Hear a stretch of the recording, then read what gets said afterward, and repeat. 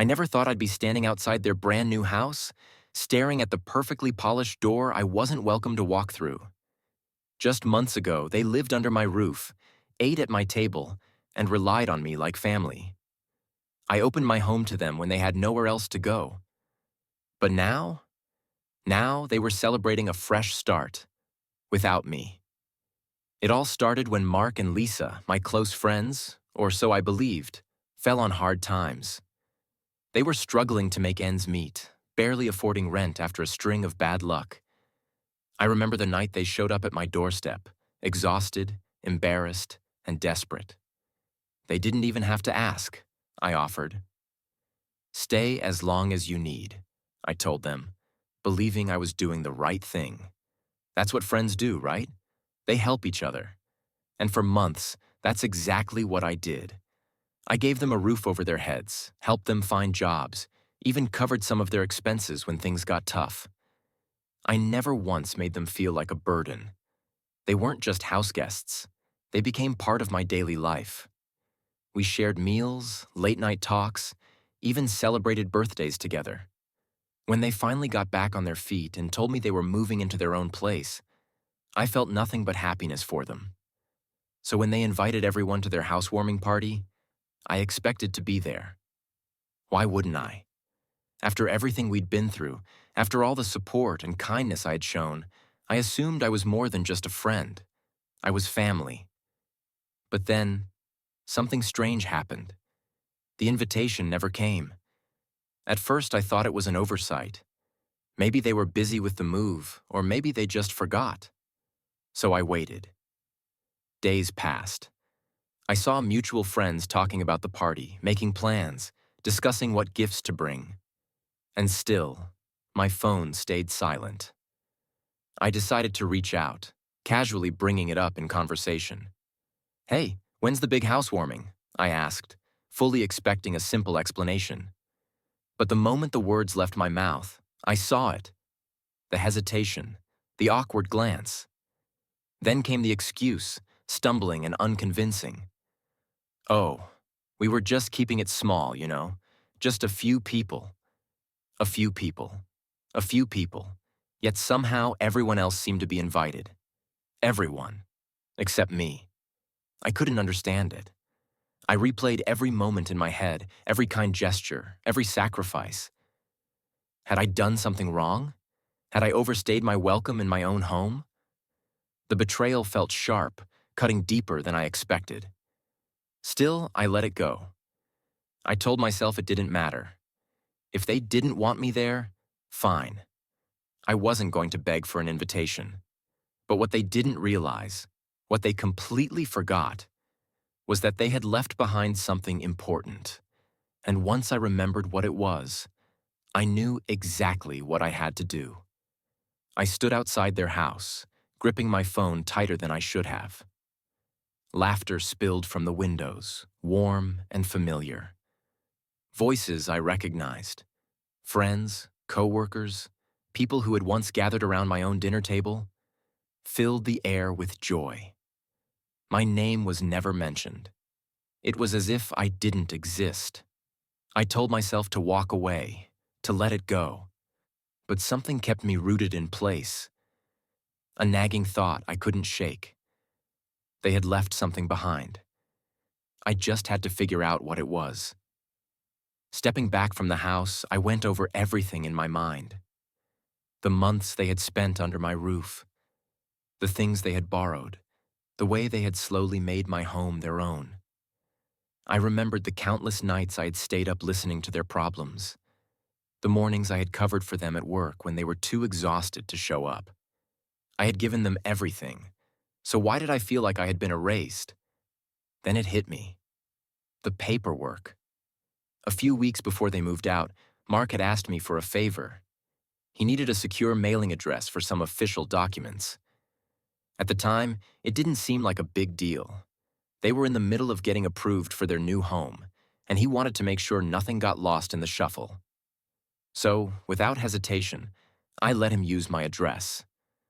But now, standing there outside their house, I realized something. What if those documents were still arriving at my place? What if there was something important, something they needed but had completely forgotten about?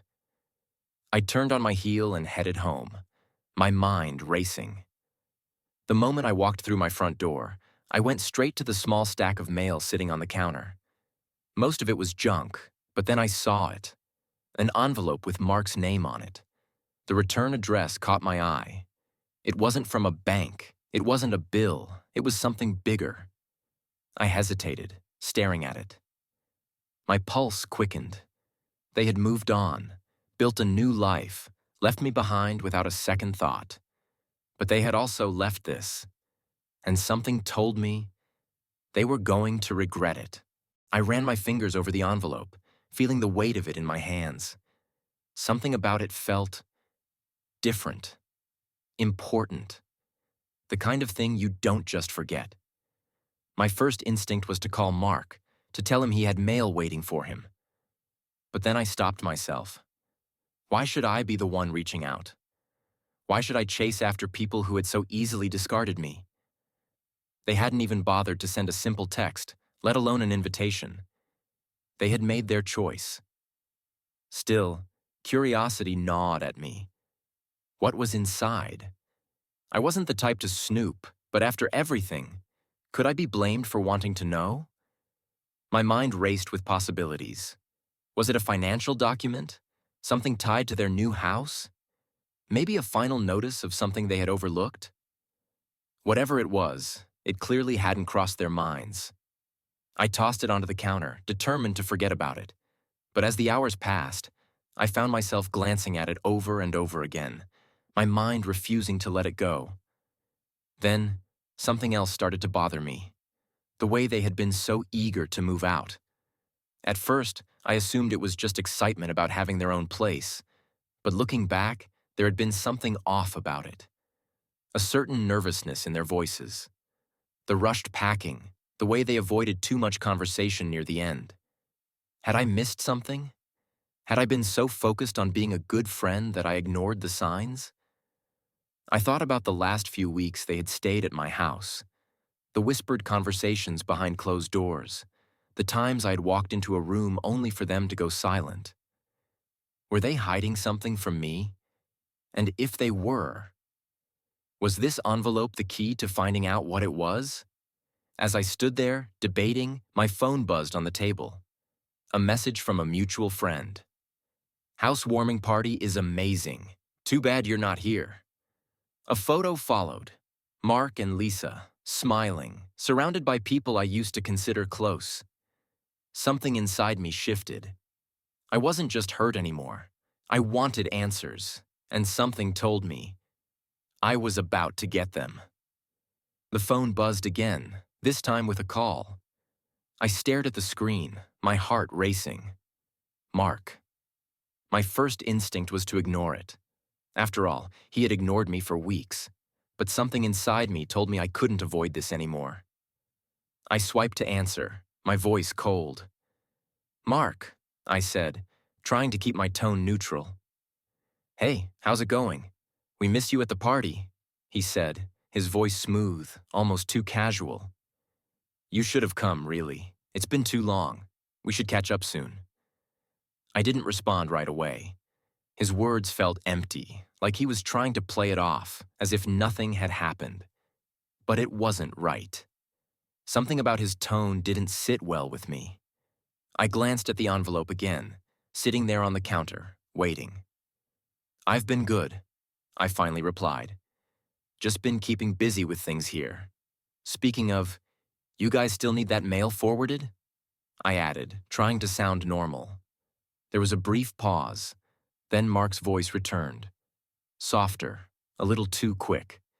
Oh, yeah, thanks. I actually forgot to ask about that. We'll come by to pick it up sometime soon. I could hear the nervousness in his voice, the way he was stalling. The tension between us was palpable, thick with unspoken words. I knew I had him now. Actually, I said, leaning in closer to the counter, there's something I've been meaning to talk to you about. Something's been bugging me. He hesitated. What's up? I just don't understand, Mark. I helped you. I gave you a place when you had nowhere to go. And now, here I am, standing outside your new house like a stranger. My voice cracked, but I forced it to remain steady. I'm not angry, just confused. I could hear him shift in his seat, then the sound of a glass being set down. It's not like that, I swear, he said, his voice losing the carefree tone. It's just, things have changed. You know how it is, right? We've got our own life now. You'll always be family. I wasn't buying it. My stomach twisted, and I felt that familiar knot in my chest. Something wasn't right, and I was getting closer to the truth. I don't buy it, Mark. Not anymore. There was a long silence. Then, finally, he spoke, his words sharp. I think you should drop by the house sometime soon. I've got something for you. I could feel my pulse quicken. What is it? Just come by, he said, but his voice was edged with something I couldn't quite place. And that was when I knew. I wasn't walking into the same house I had once known. Things had changed, and I was about to uncover just how much. My mind was spinning. Something in Mark's voice had shifted, and it was more than just the usual discomfort you'd expect from a conversation like this. There was a sense of urgency now, something hidden beneath his words. But I couldn't let myself get distracted. I had to keep my focus. I'll come by tomorrow, I said, my voice firm. But don't think you can just brush me off this time. I need answers, Mark. There was a long pause before he replied, almost as if he was weighing his options. All right, tomorrow then, he finally said, the words coming out reluctantly. I'll see you then. I hung up, feeling the weight of the moment settle over me. Tomorrow. It was a chance for me to finally confront him, to get the answers I'd been desperately seeking. But at the same time, a part of me couldn't shake the feeling that this wasn't going to be as simple as a conversation. The hours dragged by, and I could barely sit still. I found myself pacing around the house, glancing at the clock every few minutes, my stomach tightening with every passing second. What had they been hiding from me? What was it that had changed so drastically in their lives that they couldn't even be bothered to send me a simple invitation? I thought about all the things I had done for them, the long nights spent helping them with bills, the endless favors I'd granted without hesitation. I had treated them like family, but in return, they had distanced themselves from me, leaving me on the outside looking in. When the next morning finally arrived, I felt a cold knot in my stomach. I dressed quickly, barely noticing what I was wearing. I didn't care. I just needed to get to their house, to figure out what was really going on. As I pulled up to their place, the house seemed almost too perfect. The lawn was manicured, the windows gleamed, and the fresh coat of paint on the walls made everything look pristine. Almost too pristine. I parked outside, staring at the front door, my heart hammering in my chest. I took a deep breath and stepped out of the car, walking up the path slowly. The closer I got, the more I felt something was off. It wasn't just the strange tension between us. It was the sense that something was waiting for me, something I wasn't prepared to face. I rang the doorbell, and within moments, the door creaked open. Mark stood there, his expression unreadable. He didn't smile. He didn't invite me in. He simply stepped aside, letting me in without a word. I followed him through the hallway, each step feeling heavier than the last. This wasn't just a housewarming anymore. This was the moment everything would change. As I stepped into the house, the air felt thick, heavy with tension. Mark led me to the living room, where Lisa was sitting on the couch, looking up at me with an expression that was a mix of guilt and something else I couldn't place. The room, despite being new and pristine, felt cold, sterile. Nothing like the warm, lived-in space we had shared. It was as though the walls were trying to erase the past, pushing away everything that had come before. I took a deep breath, trying to steady myself. "What's going on, Mark?" I asked, my voice unsteady despite my best efforts. "What's all this? Why didn't you invite me? I thought we were friends." Mark shifted uncomfortably. I, I didn't want to hurt you, he said, his voice quieter now. It's just that things got complicated and we, Lisa and I, didn't know how to tell you. Complicated? I repeated, my heart racing. How? What could be so complicated that you couldn't just be honest with me? Lisa stood up suddenly, her face pale, her hands trembling slightly. It's not what you think, she whispered, her voice strained. We never meant for it to happen. It was just one of those things. Spit it out, I snapped, unable to keep the anger and confusion at bay any longer. What are you hiding? Mark sighed, his shoulders slumping as he looked away. It's about the house, he said, finally meeting my gaze. We couldn't afford it, not really. We thought we had it figured out, but the loan was rejected. And when we found out, we didn't know how to tell you that we'd been using your address for more than just mail. We had used it for financial documents, and we didn't think you'd understand. I blinked, trying to process his words. They had used my address for more than just mail? My stomach churned with disbelief, but before I could say anything, Lisa spoke again. There's more, she said, stepping closer. We didn't just use your address. We took something else, something important, and we were hoping we could get it back without you finding out. What? I asked, my voice barely above a whisper. Lisa reached into her bag and pulled out a small, sealed envelope. The same kind of envelope that had been sitting on my counter the night before. My heart skipped a beat. This is the one thing we couldn't forget, she said, handing it to me. It's the key to everything. The thing we never meant to steal. But we did. I opened the envelope, only to find something I hadn't expected. Inside was a letter, but not just any letter. It was a deed, a legal document proving that the house they had moved into was mine. The house was mine all along, and they had used me to secure their dream home. They had manipulated me into giving them everything without me ever realizing. I stood there in shock, the letter trembling in my hands. You took my house? I whispered. Mark and Lisa's faces twisted, but it wasn't guilt I saw. It was something darker, a final, unexpected betrayal. And just like that, I knew my life had changed forever. I stood there, stunned, holding the deed in my trembling hands. The weight of it felt suffocating, like it was pressing down on me, stealing the breath from my lungs. The house I had thought of as their dream had never been theirs. It was mine. They had used me, manipulated my trust, and I hadn't even realized it. My thoughts raced, but I couldn't bring myself to speak. The betrayal was too much to process. Mark avoided my gaze, his eyes darting to the floor, unable to meet mine. Lisa, on the other hand, stood still, her face flushed with embarrassment, guilt, and something else. Regret, maybe. But it didn't matter. The damage had been done. You took everything, I said quietly, the words heavy in the silence that followed.